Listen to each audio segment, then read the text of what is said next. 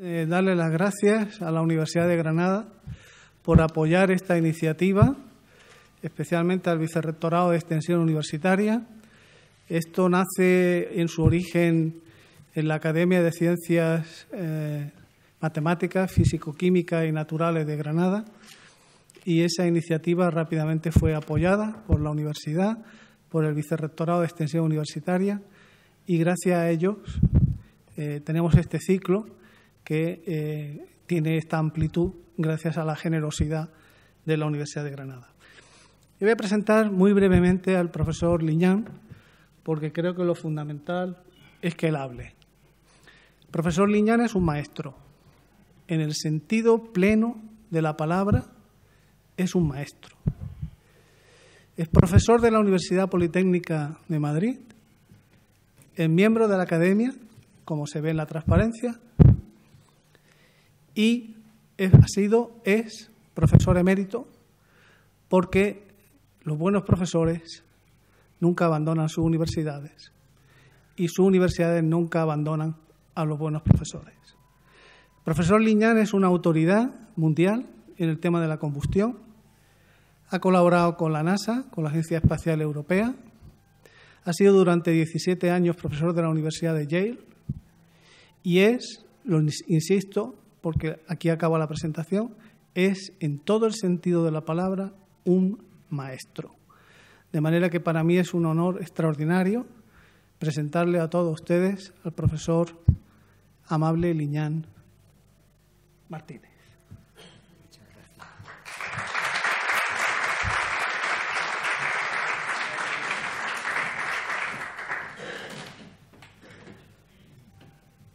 Bueno, muchas gracias a Roque Hidalgo por la presentación y también a las autoridades que han iniciado este acto, incluyendo muy especialmente a Emilio Herrera, nieto del Emilio Herrera que celebramos hoy, que con sus palabras pues ha servido para, una vez más, para emocionarnos con los hechos y con las acciones de una personalidad tan importante como fue Emilio Herrera. Gracias también a la familia que ha venido a acompañarnos, al resto de la familia de Emilio Herrera que ha venido a acompañarnos. Y bueno, esto quiero empezar diciendo, en una conferencia que va a ser mucho más deslavazada que las intervenciones de Emilio Herrera Nieto y de los conferenciantes primeros, de los presentadores, tengo que empezar agradeciendo a la Universidad de Granada, en nombre de la Academia de Ciencias y de la Escuela de Ingenieros Aeronáuticos, bueno, ya así, de Ingenieros Aeronáuticos, este homenaje a la figura excepcional de Emilio Herrera. Esto es, a la figura excepcional de Emilio Herrera al cumplirse los 50 años de su fallecimiento. Mi felicitación muy sincera a los organizadores de este homenaje y a los que han estado haciendo un muy admirable esfuerzo ya desde el centenario del nacimiento de Emilio Herrera para dar a conocer su extraordinaria y trascendente labor en el desarrollo de la tecnología y las ciencias aeronáuticas. Esta labor, que fue reconocida por la Academia de Ciencias cuando fue elegido en 1932 y recibido entre sus miembros en 1933, agradeciéndole la importantísima labor realizada por él en los 30 años previos, al participar eficaz e incansablemente en los múltiples aspectos implicados en el desarrollo de la naciente ingeniería aeronáutica y antes de la navegación aeronáutica en su periodo más heroico.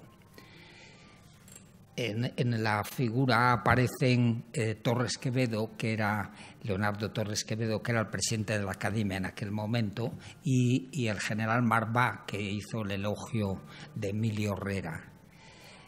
También hay otras figuras que no tengo tiempo de hablar. Quiero también agradecer a la Universidad de Granada por su invitación a que les hable hoy del legado de Emilio Herrera. No, el anterior, mejor el anterior, sí. El Emilio Herrera, eso es.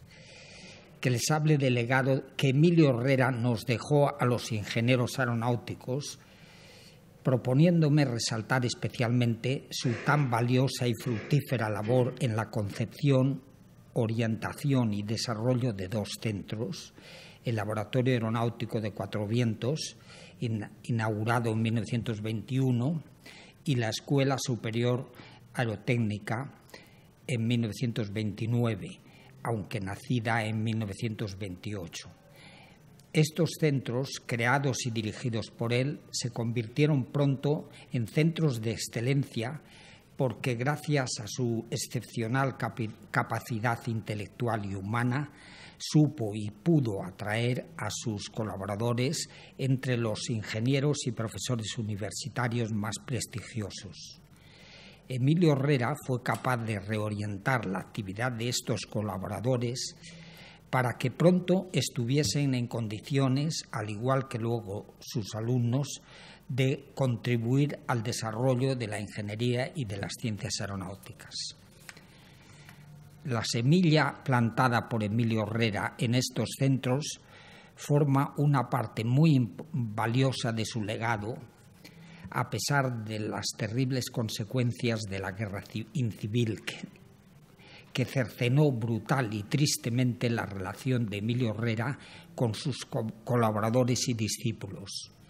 La semilla que él plantó germinó y fructificó en el Instituto Nacional de Técnica Aeronáutica, el INTA, y en las sucesivas escuelas de ingeniería aeronáutica continuadoras del Laboratorio Aerodinámico de Cuatro Vientos y de la Escuela Superior Aerotécnica.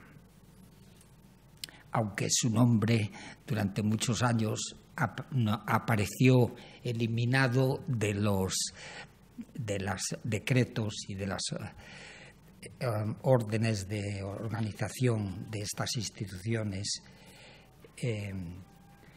por la dictadura. Estos centros fueron organizados y orientados con la metodología y filosofía que él utilizó, en los que creó por sus antiguos colaboradores y alumnos, me refiero a la escuela, al INTA y a la Escuela Superior Aerotécnica, en los que él creó por sus antiguos colaboradores y alumnos como Lafita y Pérez Marín, como director y secretario general del INTA, y pronto por Esteban Terradas, que había sido amigo y colaborador excepcional en los empeños de Emilio Herrera. Lafita había sido primero alumno, era ingeniero industrial y naval, y obtuvo el título de ingeniero aeronáutico después de cursar unos cursos preparados por Emilio Herrera de aeromotores y de aeronaves. Pérez Marín, que era piloto oficial de infantería, y decidió pedir una comisión de servicio para seguir la carrera de ingeniero aeronáutico que se estableció en la Escuela Superior Aerotécnica y la que siguió en toda su extensión desde 1931 a 1936.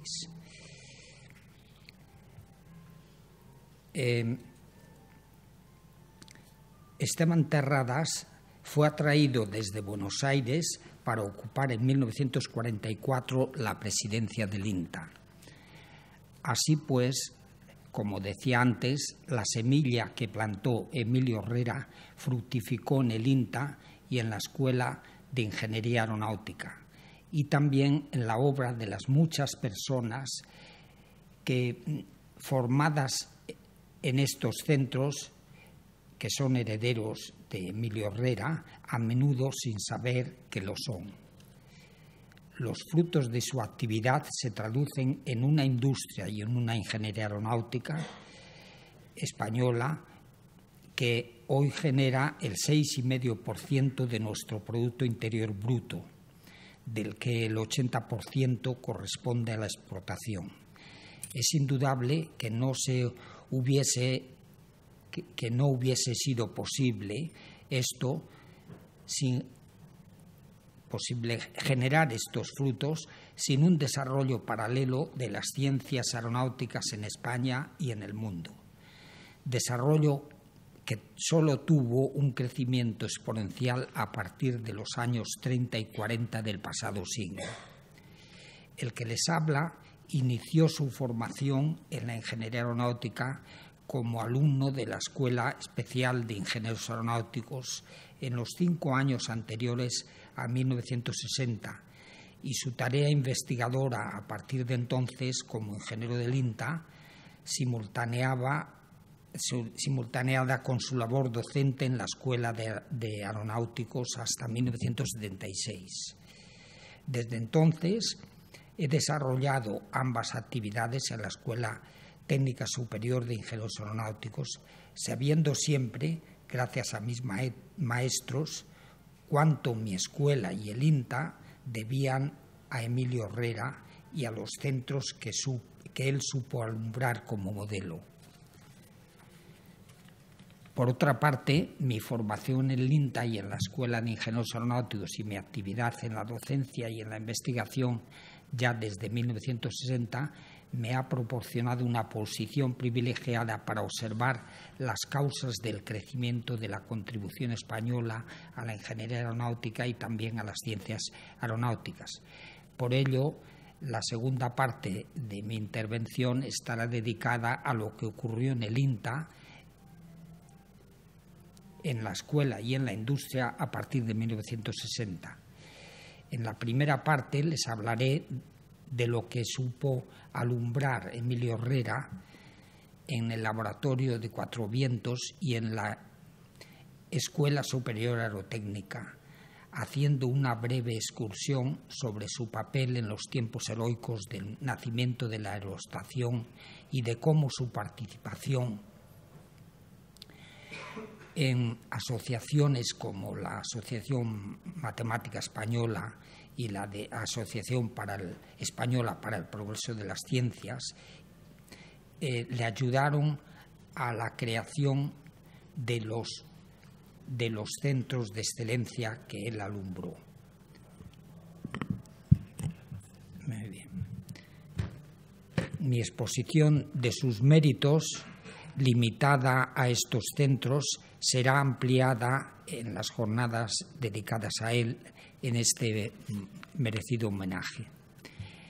Emilio Herrera nació en Granada, bueno, todavía sí, en 1979, de su abuelo general del Cuerpo de Ingenieros y de su padre, coronel de infantería, que murió en 1897, heredó su predisposición por una carrera militar que le llevó a la Academia Militar de Ingenieros de Guadalajara, donde estudió desde 1896 al 1900.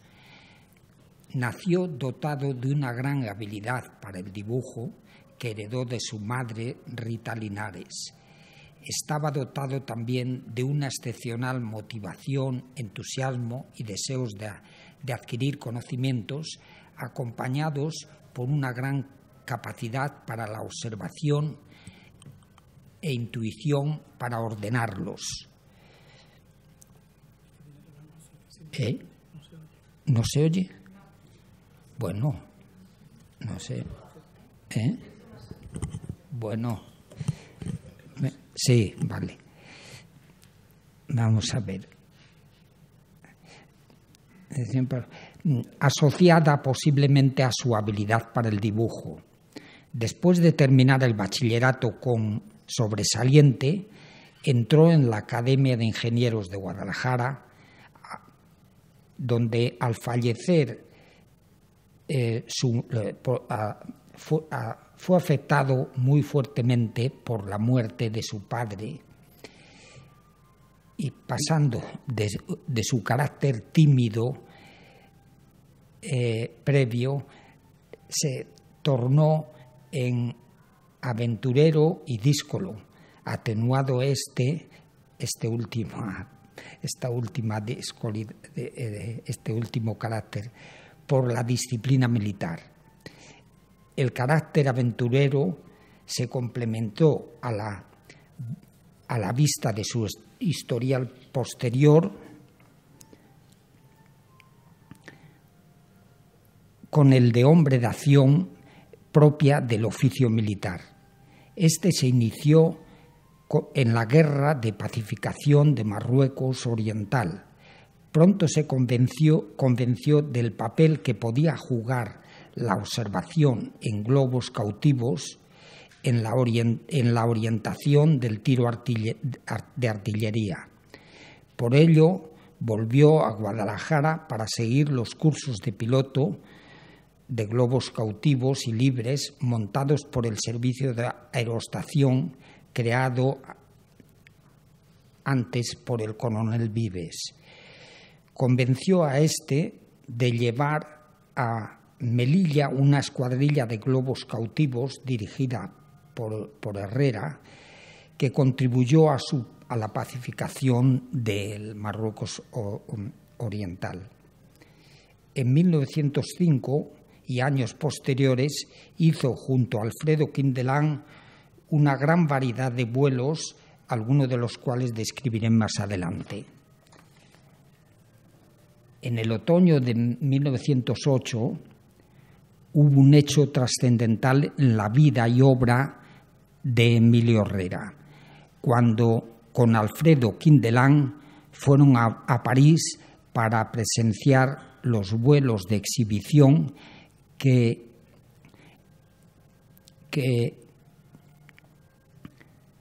estaba realizando los hermanos Wright, mejor dicho, Wilbur Wright, con el patrocinio del Aeroclub francés en Le Mans. Al observar estos vuelos, según el testimonio de Alfredo Quindelán, ambos lloraban de emoción y pensaban en convencer a Pedro Vives, que pronto fue también a observar estos vuelos, al igual que Alfonso XIII, pues pensó en convencer a Vives de adquirir aviones que pronto se desarrollarían con el ejemplo de los hermanos Wright.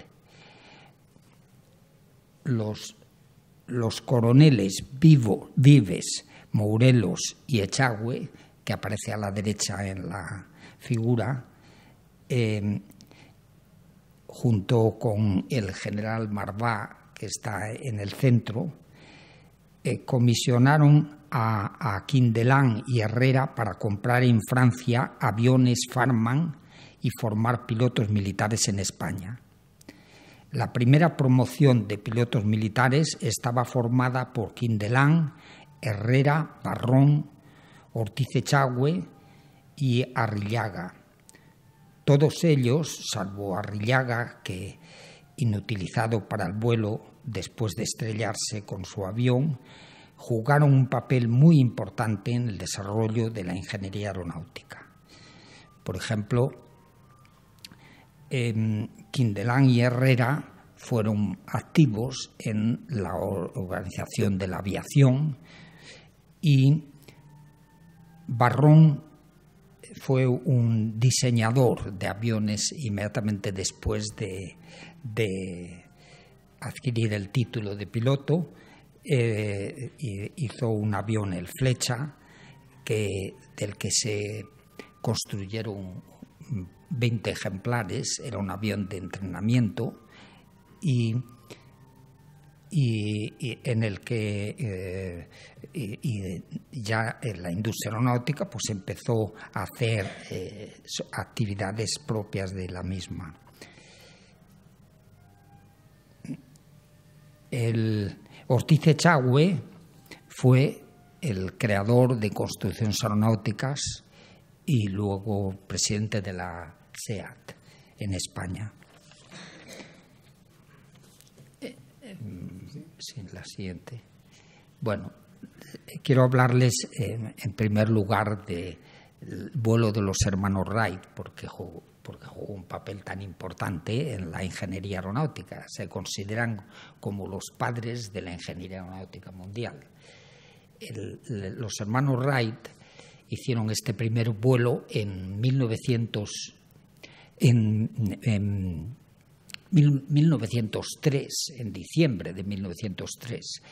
Aparece a los mandos del avión el Wilbur Wright y le acompaña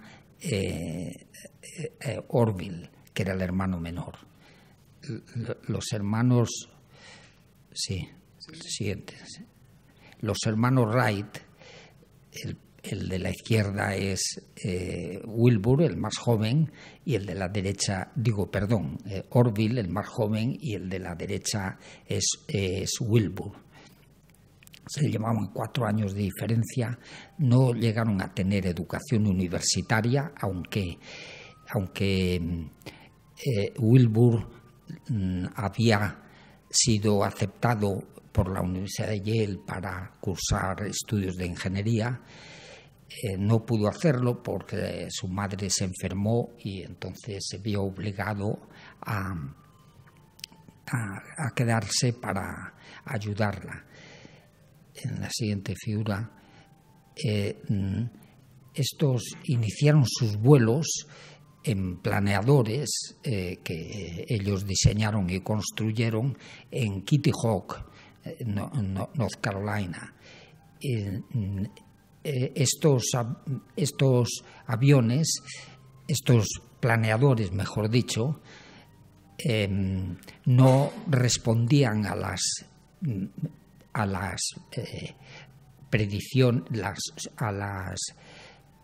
su comportamiento no correspondía a las predicciones que ellos habían hecho con ayuda de los datos que recogían en la literatura existente, y entonces decidieron montar un túnel aerodinámico muy chiquito de 1 metro de altura, o de una sección cuadrada de 1 metro de altura y una longitud de 2 metros, alimentado por un ventilador y un motor de 2 tiempos que ellos habían diseñado y construido para utilizarlos en la fábrica de bicicletas que tenían para ganarse la vida. En la fotografía pues aparece este túnel aerodinámico, la balanza que estaba adosada, que incluida con el túnel, y una serie de alabés y formas en planta de alas que estuvieron analizando. Como consecuencia de ello, comprendieron que debían de aumentar la envergadura del avión. La envergadura del avión es la relación entre la longitud de ala y la cuerda del ala, la cuerda media del ala. Sí, la siguiente figura. Con este planeador nuevo en el que probaban colgando pesos o subiéndose ellos al avión para aprender a pilotarlo. El control lo hacía un timón de profundidad que iba adelante y unos timones de dirección que venían detrás. El ala que utilizaban era un ala, un biplano de estructura del tipo Pratt que se utilizaban en los puentes,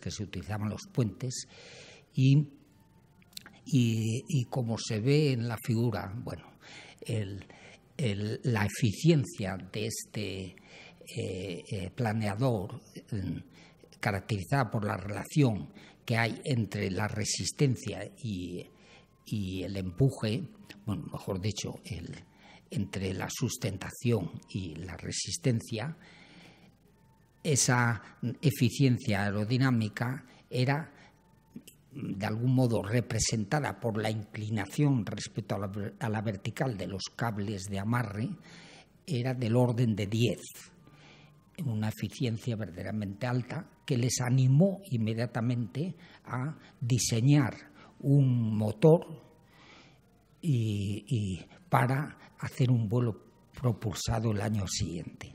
El motor lo diseñaron ellos, era de 12 caballos, que pesaba 70 kilos u 80 kilos, y luego diseñaron también las hélices que iban a mover, a producir la tracción necesaria para compensar la resistencia, y de ahí resultó el vuelo que ya vimos previamente. Este vuelo pasó desapercibido, solo supieron de él en la Royal Society de Londres, de la Aeronáutica de Londres, y en el Aeroclub de Francia. Pero pasó desapercibido. Pasaron 2 años más para desarrollar sin hacer ninguna publicidad el avión en Hoffman, en Ohio, en Dayton, en Ohio, donde vivían, y luego finalmente lo sacaron a la luz en Le Mans, primero en Le Mans cerca de París y luego en Pau, en la figura siguiente. Y este avión ya tenía llevaba 2 pasajeros, el piloto y un pasajero con doble mando para el entrenamiento de los pilotos, y fue en realidad, ya hacía recorridos y acrobacia de 100 kilómetros, de modo que fue verdaderamente un impacto que les llevó a llorar al Quindelán y a Emilio Herrera por las posibilidades que veían en este tipo de aeronave. Y es lo que les decidió a convencer a Pedro Vives y al general Marvá y a Mourelo y a Echagüe, los coroneles, a lanzarse al desarrollo de la aviación en España, comprando modelos, comprando aviones en Francia, etc. Cuando le preguntaron más tarde a Orville Wright, ya muerto Wilbur Wright, en 1911, le preguntaron que cuál era cuál era la contribución más importante que pensaban que habían hecho ellos en el desarrollo aeronáutico. Contestó que, ante esta pregunta, dice,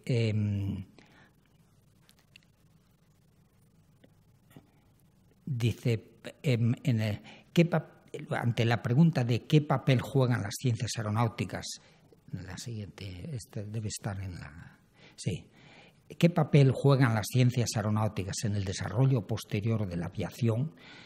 Contestó: mucho. Sin estas ciencias es difícil comprender cómo se pudo pasar del flyer a los aviones actuales. Empezaré citándoles las palabras con que Orville Wright explicaba el nacimiento de la preocupación de los hermanos Wright por las ciencias aeronáuticas. Los resultados de los vuelos de 1903, está mal, aunque mejores que, eran 1901, perdón. Aunque mejores que los de nuestros predecesores, fueron decepcionantes. Veíamos que las actuaciones no respondían a los cálculos que hacíamos. Buscábamos ciegamente, explorando las muchas causas que explicasen la discrepancia entre los resultados y nuestras predicciones, basadas en los datos científicos existentes sobre las fuerzas aerodinámicas, sobre plantas, a distintos ángulos de ataque, que nosotros habíamos aceptado con fe absoluta. Finalmente, después de 2 años de experimentación, decidimos no fiarnos de los datos existentes y tratar de obtenerlos por nuestra cuenta, teniendo en cuenta que en aquel momento lo verdadero y lo falso estaban tan íntimamente mezclados que eran indistinguibles. Para el diseño inteligente es necesario conocer los efectos de los cambios que se incorporan a las máquinas voladoras. Es necesario conocer las fuerzas sobre placas cuadradas que son diferentes de las fuerzas sobre círculos, triángulos o elipses.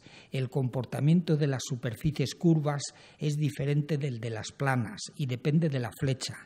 Y lo mismo ocurre con las formas parabólicas y en arco de círculo. Los perfiles gruesos difieren de los delgados dependiendo también de la posición del máximo espesor y del ángulo de incidencia de la corriente, de manera que hay miles de combinaciones en algo tan simple como un ala. Esta es la explicación de por qué la ciencia era tan importante para el desarrollo aeronáutico. Y ellos no pudieron contribuir a ello porque había que desarrollar esta ciencia. En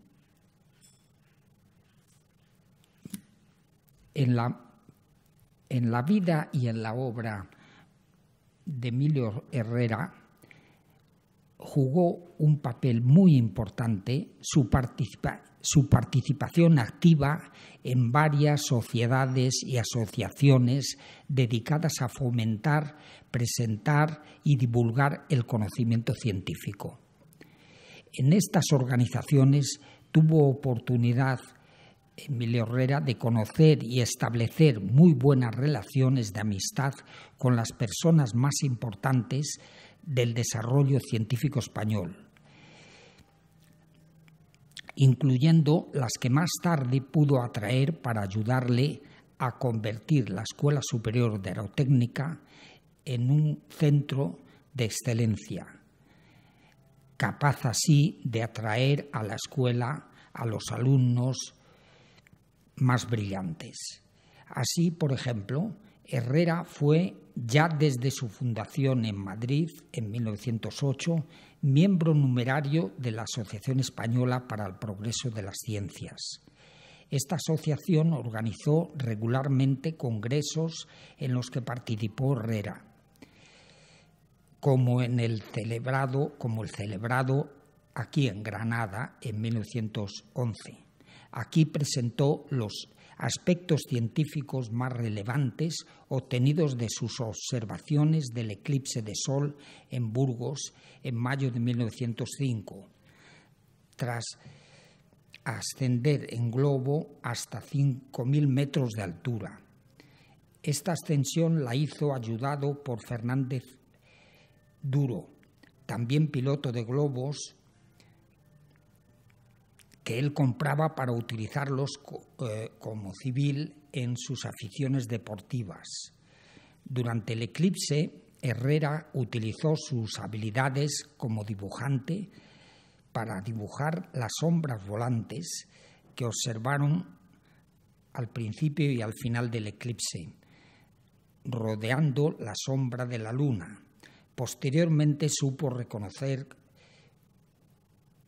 como franjas circunferenciales que alternaban alternativamente eran brillantes y oscuras debido a la difracción de la luz por la luna. Otra importante sociedad de la que Emilio Herrera fue miembro muy activo fue la Sociedad Matemática Española, creada en 1911, de la que llegó a ser vicepresidente. En esta sociedad y en el laboratorio y seminario matemático creado por la Junta de Ampliación de Estudios, tuvo una relación muy estrecha de amistad y colaboración con los matemáticos más prestigiosos como Rey Pastor, Plans Freire, Sánchez Pérez, Pedro Puig Adam, todos ellos académicos de ciencias o que lo serían después, participaron como profesores de las ciencias básicas en la Escuela Superior de Aerotécnica, al igual que otros profesores como los también académicos Julio Palacios, Esteban Terradas y Navarro Borrás, para la física matemática y resistencia a materiales y mecánica. También fue Emilio Herrera socio muy activo y vicepresidente de la Real Sociedad Geográfica Española, donde participó activamente exponiendo las posibilidades de la fotografía aérea para el conocimiento geográfico.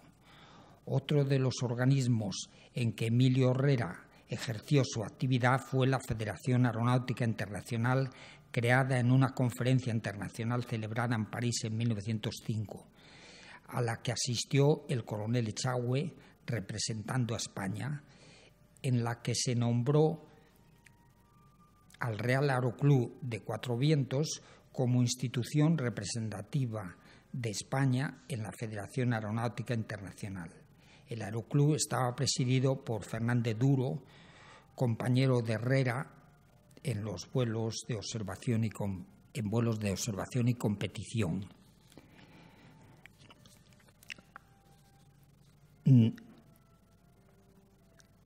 Los congresos, la FAI fue creada, no sé si ya lo he dicho, la FAI, Federación Aeronáutica Internacional, fue creada en 1911 o más o menos, y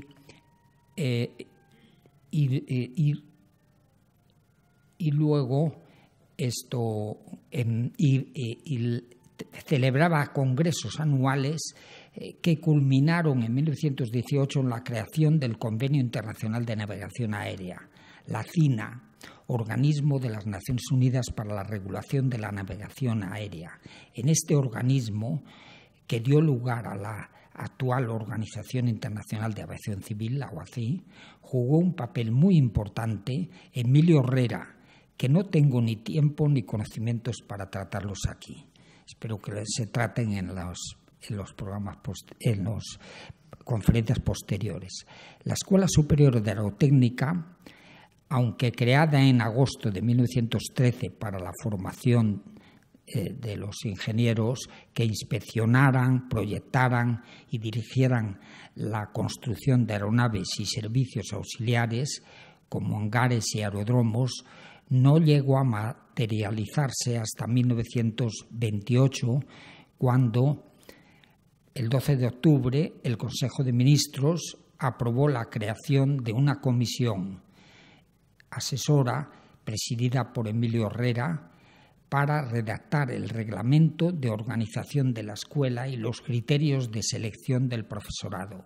Esta comisión asesora incluía a Juan de la Cierva como vicepresidente, junto con los ingenieros aeronáuticos formados en París, en la Escuela Superior Aeronáutica de París, León Trejo, Sierra Carmona y Jorge Loring, además del ingeniero industrial Mariano de las Peñas, que actuó como secretario.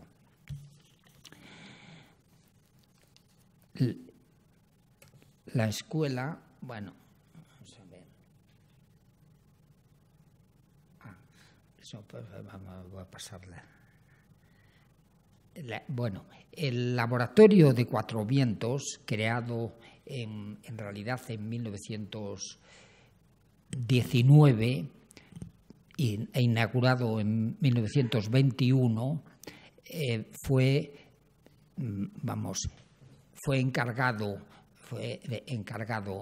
su construcción por el Servicio Aeronáutico del Ministerio de la Guerra y fue encargado Emilio Herrera como director del laboratorio. Pronto pues inició los estudios necesarios, montó el túnel aerodinámico de Cuatro Vientos, que es un túnel de circuito cerrado, donde aparece hay un ventilador, no sé si puedo señalar, hay un ventilador que aparece a la izquierda, que detrás de un difusor que mueve el aire alrededor del túnel para luego, con una zona convergente, enfocar la zona donde se producen. Después de la zona convergente aparece el hueco donde se sitúa el obstáculo que se quiera analizar y luego hay un difusor. En este túnel, ese túnel lo movía un motor primero de gasolina que proporcionaba 500 caballos o 700 caballos, perdón, y fue sustituido posteriormente por un motor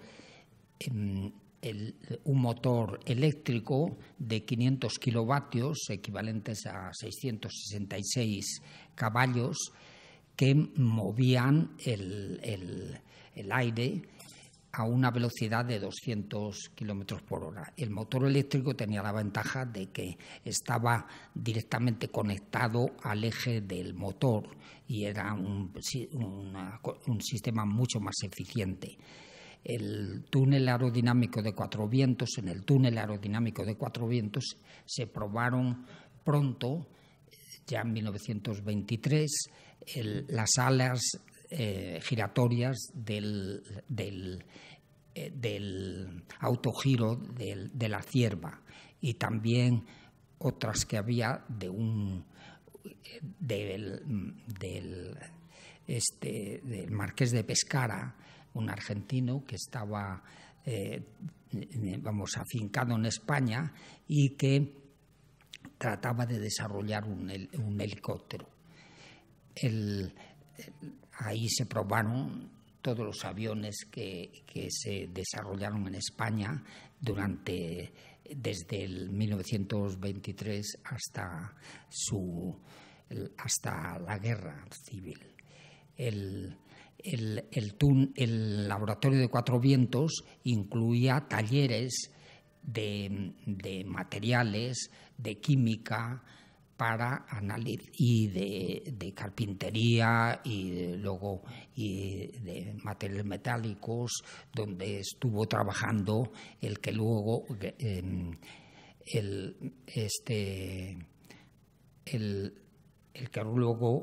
fue Calvo Rodés, que era capitán.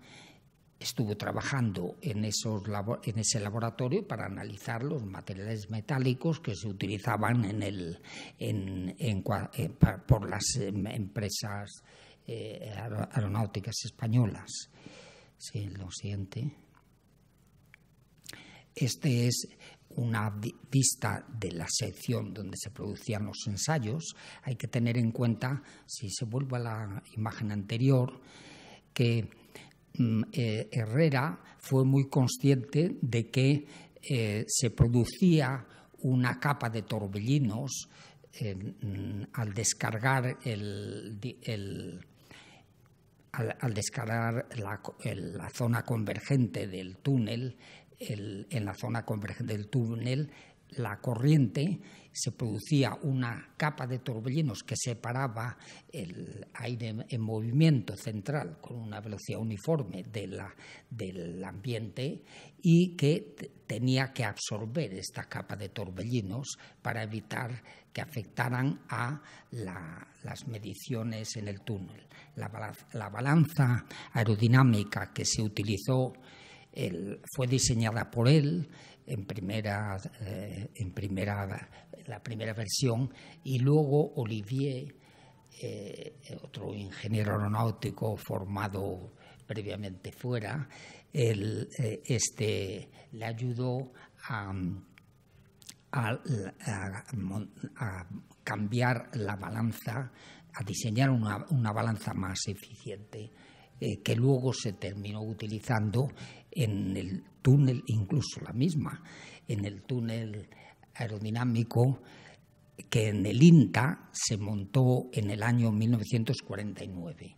En el intermedio, desde el 1939 hasta 1949, este túnel de Cuatro Vientos, diseñado y construido por Emilio Herrera, fue utilizado por los servicios aeronáuticos del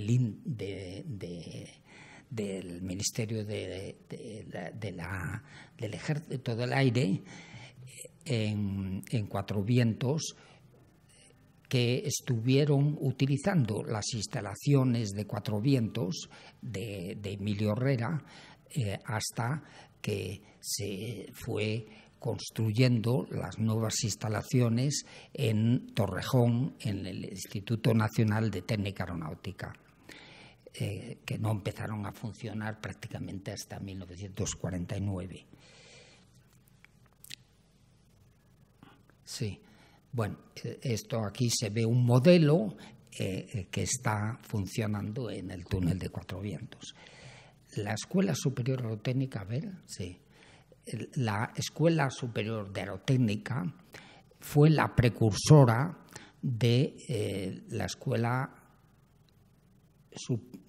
Superior, bueno, la Escuela Nacional, sí, bueno, la Escuela Superior Aerotécnica fue la precursora de la Academia Militar de Ingenieros Aeronáuticos, creada en 1900, a finales de 1939. Y que se estableció en los mismos locales que ocupaba la Escuela Superior Aerotécnica. Esa Academia Militar de Ingenieros Aeronáuticos estuvo funcionando hasta 1949, cuando dejaron de convocarse exámenes de ingreso para la Academia Militar de Ingenieros Aeronáuticos, porque se había creado la Escuela Superior Especial de Ingenieros Aeronáuticos, que derivó finalmente en la Escuela Superior Aeronáutica. Sí. Vamos a ver la siguiente. Bueno, aquí, casi en esta transparencia están las asignaturas de aeromotores, de aeromotores y aeronaves que tenían que utilizar, que tenían que aprobar aquellos titulados de ingeniería que querían obtener el título de ingeniero aeronáutico.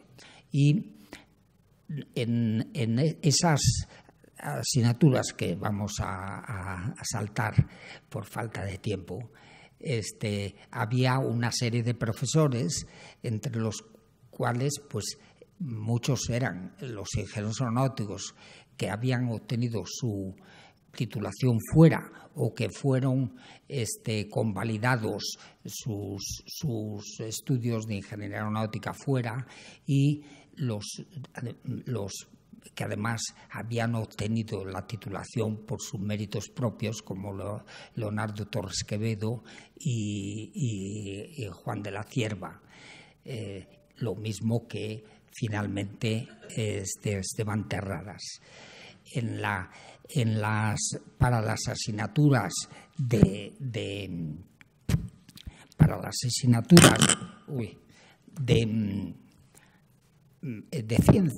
las asignaturas científicas de la academia, pues fueron nombrados los profesores que ya he citado en la charla previamente, y que dieron el prestigio que luego gozó la Escuela Superior de Aerotécnica, y que contribuyó a convertirla en centro de excelencia.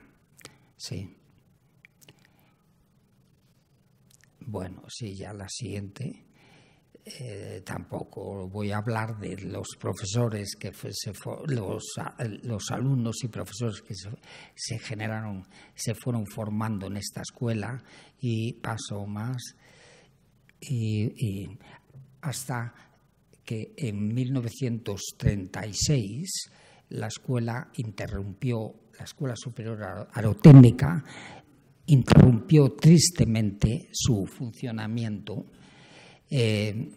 por la guerra, y eso trae consigo un periodo triste para la familia Herrera, en la que aparece aquí representada, donde está Emilio Herrera junto a Rita Linares y los dos hijos.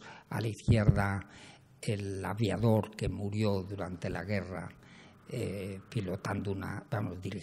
llevando una escuadrilla, y el otro hijo, Petere, del que nos ha estado hablando, el padre de Emilio Herrera Nieto, del que nos ha estado hablando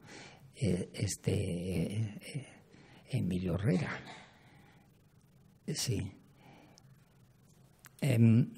Bueno, estas palabras son unas palabras que escribió José Barleta. José Barleta es un ingeniero aeronáutico,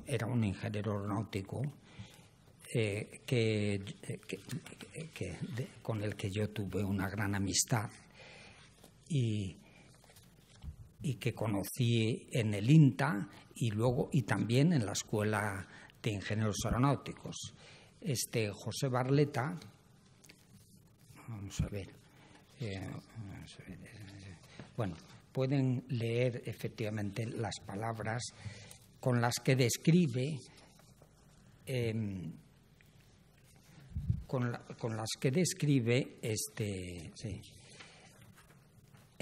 Pepe Barleta a Emilio Herrera. Pepe Barleta era hijo de un coronel de ingenieros muy amigo de Emilio Herrera, y cuando llegó la guerra, pues fue separado de su cargo, y en realidad ya no pudo seguir actuando como ingeniero, como militar en la guerra. El Pepe Barleta es un excelente historiador de la ciencia, pero además era ingeniero aeronáutico, profesor de fiabilidad aeronáutica. La fiabilidad es uno de los aspectos más centrales de la ingeniería aeronáutica, porque hay que asegurar que los aviones no se estrellan y que cumplen las condiciones adecuadas para que esto no ocurra. Y Pepe Barleta trabajaba en el INTA como ingeniero de fiabilidad y daba clases en la escuela del mismo tema. Pepe Barleta era un extraordinario admirador, obviamente, de Emilio Herrera, y estas palabras están recogidas de uno de sus escritos en homenaje a Emilio Herrera. El creador del laboratorio aerodinámico, antecesor del INTA y de la Escuela Superior Aerotécnica, antecesora de la Academia Militar de Ingenieros Aeronáuticos y de la Escuela Técnica Superior de Ingenieros Aeronáuticos, verdadero padre de la ingeniería aeronáutica, fue un hombre de egregias cualidades en muchos y variados aspectos, de forma que un esbozo de su personalidad corre siempre el peligro de parecer un panegírico excesivo. Espíritu inquisitivo, inteligencia lucidísima, cultura muy amplia, se unían en Herrera a una superlativa integridad moral. Dotes y virtudes estas que se hacían perdonar con un enorme caudal de humanidad, porque fue amigable y sencillo, con atrayente sentido del humor y claramente desinteresado. Creemos que las personas que conocieron bien a don Emilio no encontrarán exageradas nuestras palabras. Antes bien, podría haber quien estimase que nos quedamos cortos, porque Herrera fue en un rarísimo caso de Quijote perfectamente cuerdo, que tuvo valor y fibra para seguirlo siendo hasta su muerte en el exilio a los 88 años, después de haber recibido con la misma invariable serenidad los más halagüeños tributos a sus méritos y las más tristes injusticias y amarguras. Pepe Barleta tuvo ocasión de ir a ver a Emilio Herrera en Francia, y lo mismo Jaime Barleta, que es dos años anterior a mi promoción, y que me decía el otro día uno de los profesores catedráticos de la escuela, Pérez del Notario, que habían ido emocionados a ver a Emilio Herrera en París cuando hicieron su viaje en fin de carrera. Vamos a ver. Bueno, el INTA fue creado en 1939. Bueno, no el INTA, perdón. Los servicios técnicos del Ejército del Aire fueron creados a principios del 39, al mismo tiempo que se creó la Academia Militar de Ingenieros Aeronáuticos. Luego, en 1942, ya se creó el Instituto Nacional de Técnica Aeronáutica, transfiriendo eventualmente las instalaciones de Cuatro Vientos, bueno, siguiendo utilizando las instalaciones de Cuatro Vientos que había montado Emilio Herrera, y luego ya gradualmente se fue montando el INTA. El acto de que el presidente del INTA, la presidenta del INTA, se creó en 1944, trayendo a Esteban Terradas desde Buenos Aires. Sí. Los que movieron en la creación del INTA fueron Felipe Lafita y Antonio Pérez Marín, que, como decía Felipe Lafita, se había hecho ingeniero aeronáutico después de ser ingeniero naval y ingeniero industrial, y luego y Antonio Pérez Marín, que actuó de secretario general del INTA desde su fundación en ya desde 1939, es decir, estuvo de secretario general. los dos fueron esenciales para el desarrollo del INTA y los dos, como decía, eran discípulos de Herrera.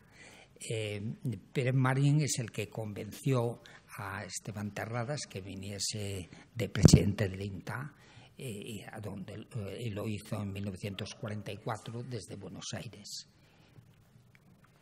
Aquí una siguiente.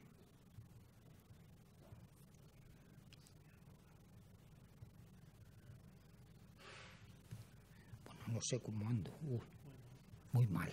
Bueno, pues nada, esto voy a seguir y enseguida termino. No hay una así. Bueno, dos figuras importantísimas este es Esteban Terradas, y otra figura importantísima para las ciencias aeronáuticas españolas fue Gregorio Mellán, que sería académico de ciencias también, y que fue el que apoyó a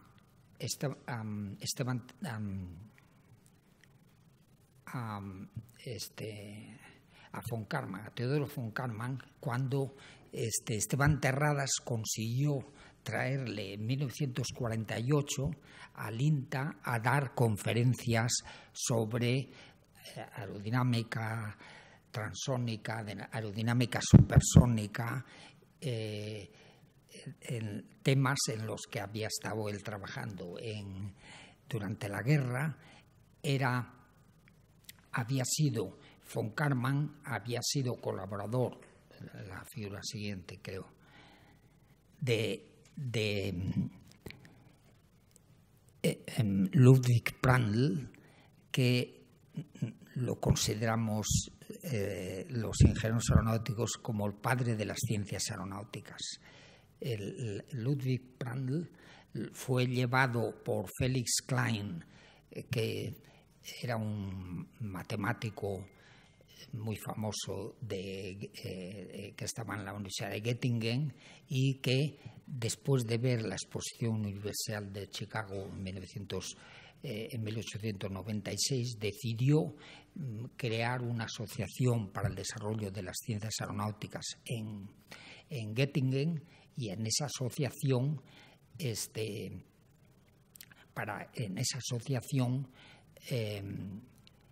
esa asociación consiguió los fondos necesarios para llevar a Ludwig Prandtl, que entonces tenía 29 años, desde la Escuela Superior Técnica de Hamburgo a Göttingen, y allí desarrolló la teoría de la capa límite, que explica los problemas que tenía la ingeniería aeronáutica para su desarrollo.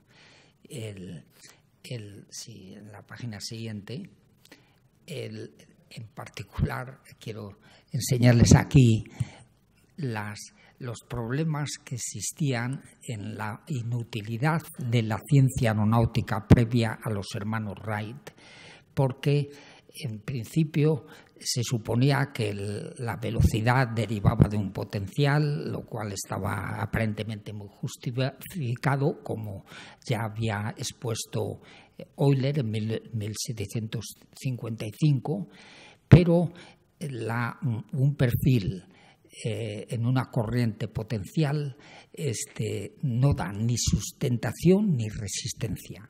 Es lo que se llama la paradoja de D'Alembert, y esta sustentación y la resistencia solo aparecen porque la corriente, en lugar de bordear el perfil y mantenerse adherida por arriba y por abajo al perfil, se desprende en el borde de ataque y también en el borde de salida, para dejar una zona de aire muerto limitada por una superficie que describió por primera vez Helmholtz,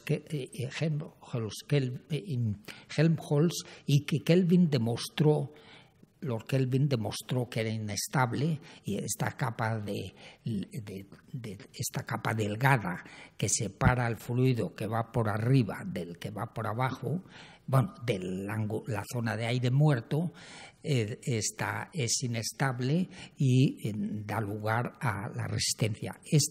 Esto tampoco facilitaba, este modelo tampoco facilitaba el vuelo, y solo cuando en 1902, en realidad, Kuta y Yukovsky en Rusia propusieron la idea de que la capa límite no se desprendía en el borde de ataque, pero sí lo hacía en el borde de salida, y entonces se creaba una circulación que daba la sustentación que observaban los hermanos Wright. Bueno, yo creo que salvo decir unas palabras más de la ingeniería aeronáutica española, esto es un perfil en el que no se desprende la capa límite, y la resistencia es comparable a la de ese alambre que se ve pequeño a la derecha, en la siguiente. Si hay desprendimiento de la capa límite, se producen torbellinos. En lugar de haber una zona de aire muerto, hay una zona turbillonaria.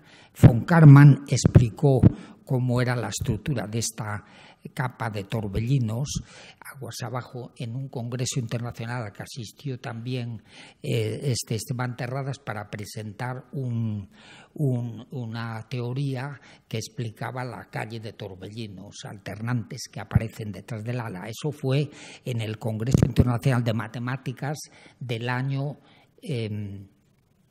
1908 en Londres, donde asistió también Esteban Terradas para presentar una teoría de los cables o de los hilos que resistían a la torsión. Bueno, sí, siguiente. Bueno, von Karman, bueno, voy a dejar esta figura. La industria aeronáutica está bien representada por los éxitos que ha tenido, incluyendo el desarrollo del Eurofighter, no solamente de España, es de cuatro naciones europeas: Inglaterra, Alemania, Francia y España. No, Francia no, Italia. En el avión en la página siguiente, está dos profesores que jugaron un papel importante en la ingeniería aeronáutica.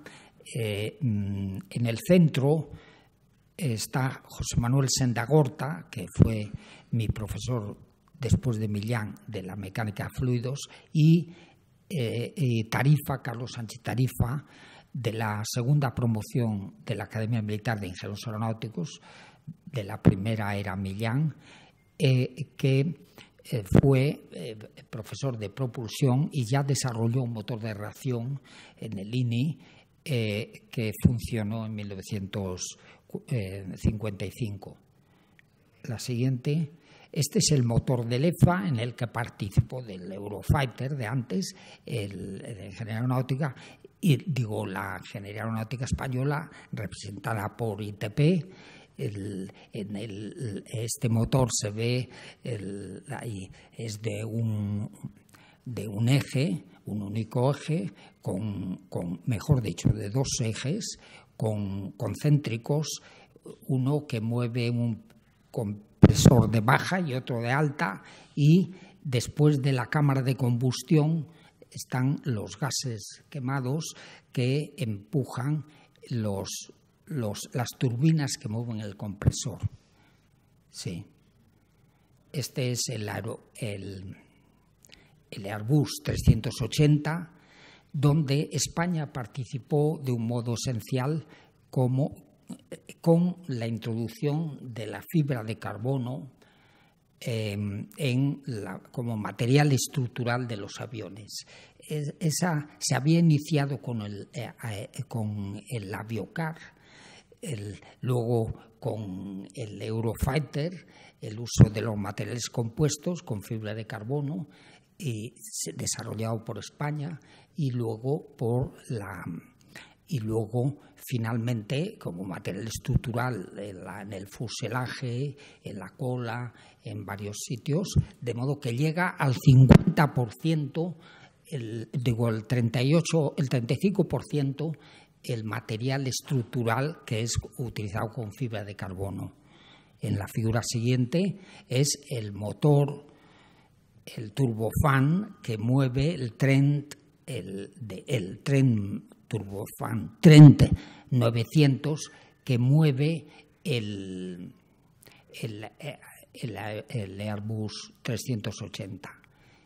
Y esta última transparencia es el Airbus 350, donde la contribución de la fibra de carbono para la estructura llega al 52%.